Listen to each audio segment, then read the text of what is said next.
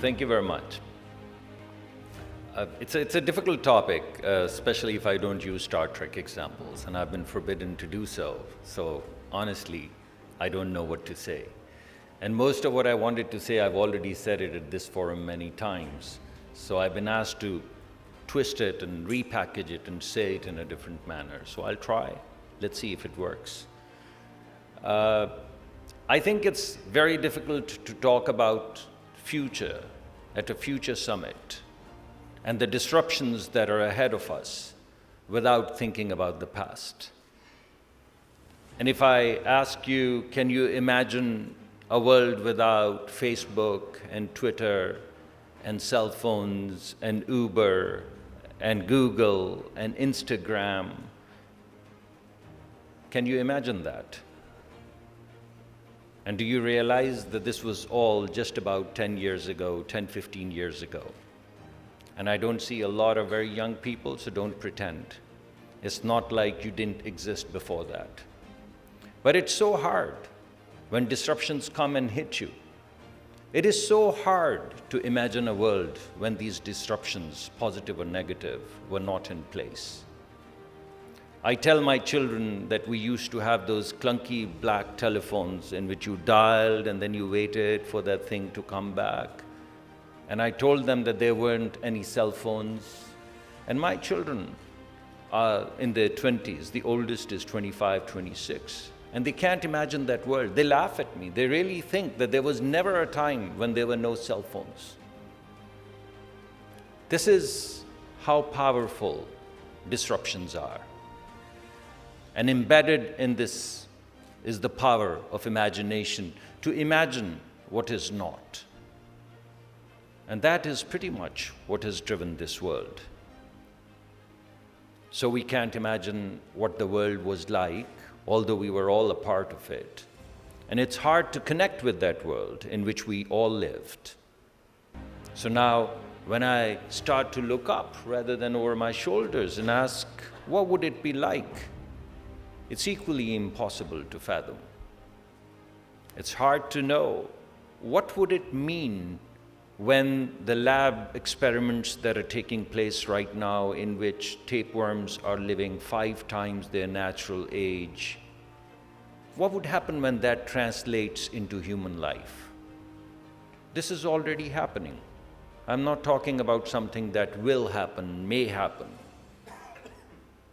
What is going to be the impact of human genome, which was mapped in the 1990s? It took over a decade and about a couple of $1 billion to map the first human genome.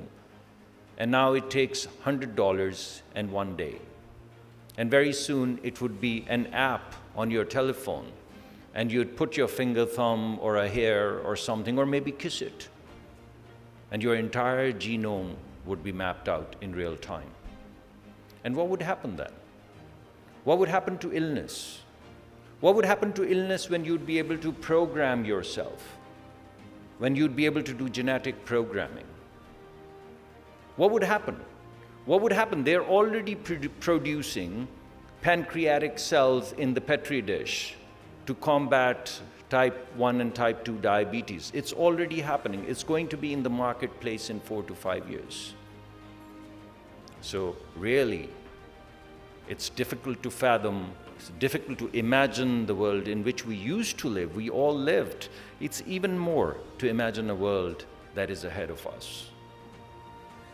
I mean, we are right now in the process of printing. We actually are in the process of printing the fuselage for air travel. This used to be, I don't know how many tons, 20, 100-ton kind of fuselage things that used to be thrown down. Now, in that spaceship, you can actually do the 3D printing of the fuselage. So, what does that mean? How easy or difficult would it be to go for space travels? And they're already thinking about putting industrial plants, space industrial plants, taking the production that takes place on the Earth to the space. Naturally clean environment, naturally clean, zero dust, Imagine what would happen to the efficiencies of the products that we are going to produce. And what we're talking about right now, which is not the future, is hydrogen for energy. We are already talking about green urea or fertilizers. We're already talking about renewables. Renewables are now the past. What would happen when the surface that you have in front of your house becomes the storage with the material science kind of developments that are taking place? Very difficult to imagine, very difficult to imagine robots, even more difficult to imagine cyborgs, the engineered human beings. You go in, you play around with the genetic material, and all of the stuff that we were talking about, in terms of motivation and not taking no for an answer, you can program it.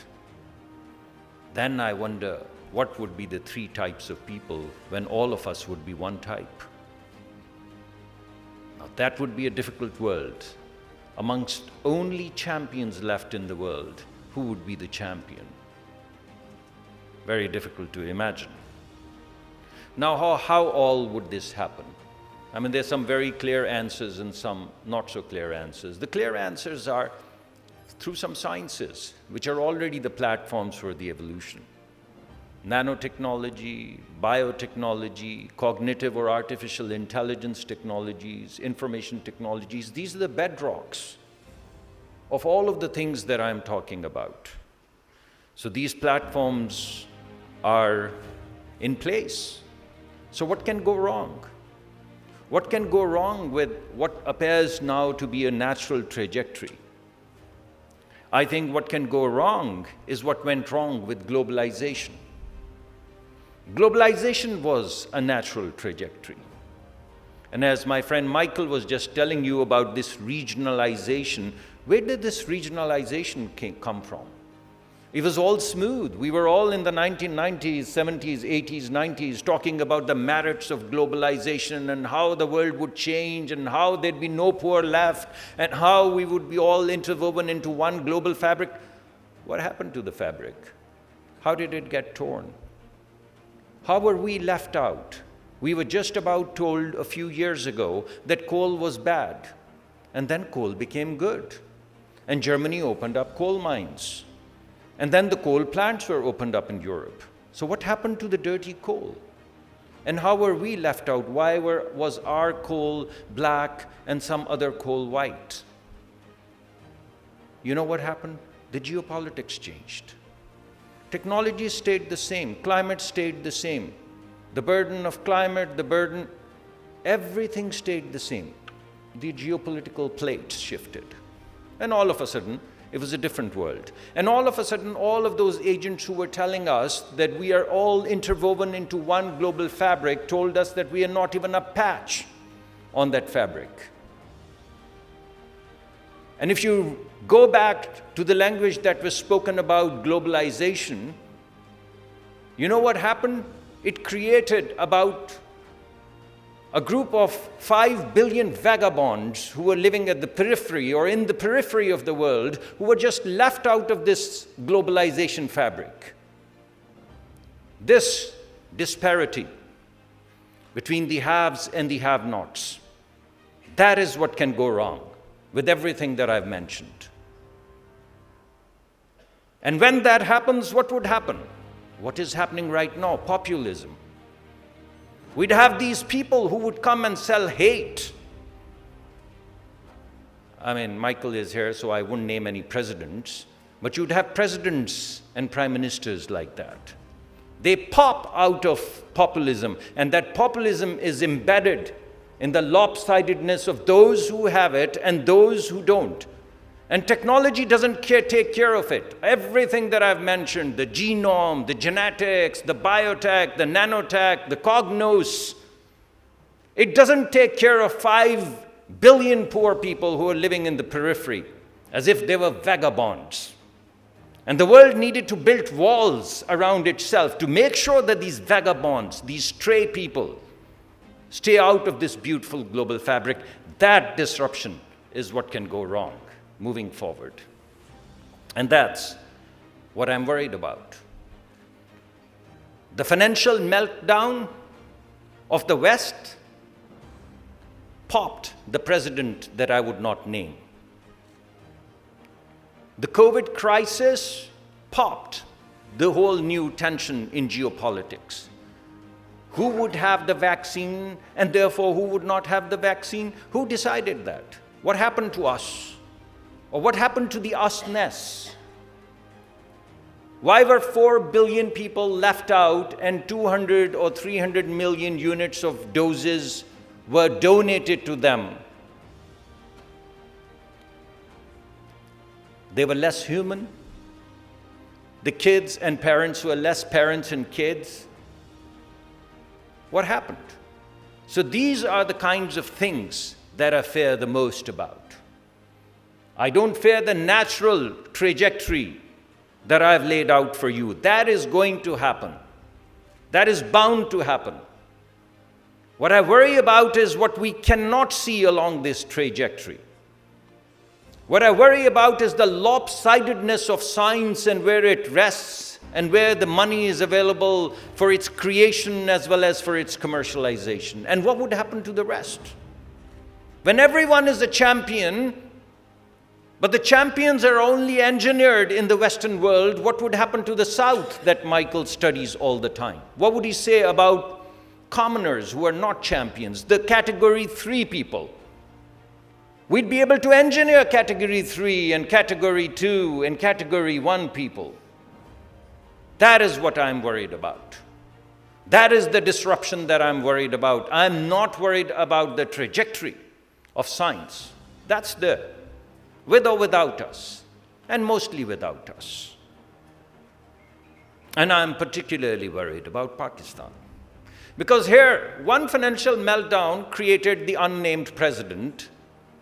COVID created all kind of disruption and nationalism and sub-regionalism in Europe. We are the nest for everything. We have financial meltdowns. We flirt with financial meltdowns every day. What happens once in a century in the West happens here every quarter. Every round of IMF is a financial meltdown for us. So what the West deals with once in 30 or 50 years, we deal with every IMF program, every World Bank grant. That's what happens to us. We were hit with COVID-19. You were all here. You know what happened. You know how many doses we got. You know how many people we were? 220 million. So we prayed to God. And that's what we are doing as of right now. We were hit with climate change. We have zero carbon footprint. Pakistan, ladies and gentlemen, has zero carbon footprint. Someone else consumed the climate for its development. But we are the 5th or 6th and now probably the 3rd most vulnerable country in the world because we are situated at the footsteps of the Himalayas, and as soon as the melting rate of these glaciers change, as it is, we're blown away, we're flooded away. Our agriculture is destroyed, our infrastructure is destroyed, and it becomes a numbers game. 1 person's death is death, 10 is also death, 1 million, some number, some abstract number, wiped away. So in the wake of these disruptions, potential disruptions, we have to build ourselves up. There are some recipes that we need to engage with. Some, I wouldn't call it the poison pill, but I would call it a bitter pill. We have to agree, in the wake of what is happening in the world, we have to agree what are the organizing principles that we are going to maintain in Pakistan, politically.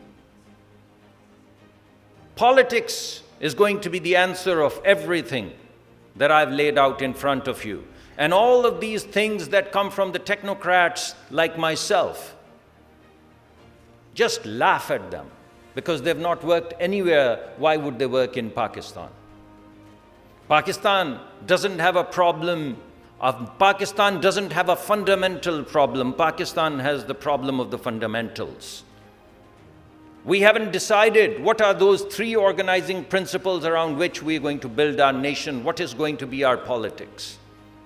So we have to decide on that, to embrace this future that we haven't seen.